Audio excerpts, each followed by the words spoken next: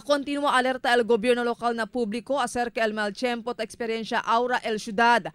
Según con el alcalde María Isabel Climaco, debe estar firme vigilante y alerto el mga vivientes siendo ta esta abnormal el condición del tiempo, especialmente aquellos mga ta esta na kantoy río y na kantoy mar.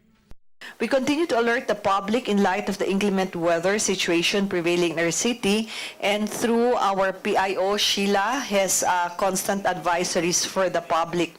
Según con el Chief Meteorologist del Pag-asa Maribel Enriquez, afectado el ciudad de Zamboanga na low pressure ketasigi na intertropical convergence zone ay kausa según este ulan, trueno y mga avenida.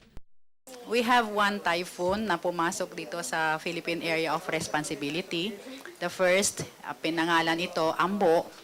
Pero si Ambo, naglandfall na over Dinalungan, Aurora, kaya nag-weekend na siya, naging LPA na. Pero ang Zamboanga, hindi naman directly affected dito sa tropical depression.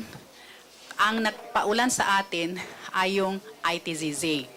Mientras tanto, tamanda acorda el jefe del CDRRMO, Dr. Elmir Apolinario, con mga barrio oficiales para man-activate ya con diila BDRRMO. Na 98 mga barrio na entero siyudad de Zamboanga, mas de 60 mga barrio palang sigun Elia podía activa con diila BDRRMO. El BDRRMO sigun ay servi como el first responder na diila barrio, en tal caso ay enfrenta calamidad el diila lugar. We've been communicating with them to already activate. And then there is a process for that, and then we are very much willing to help them out.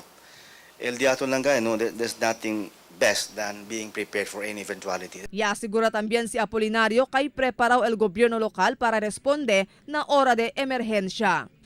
Marifita Mayo, Dateline Zamboanga.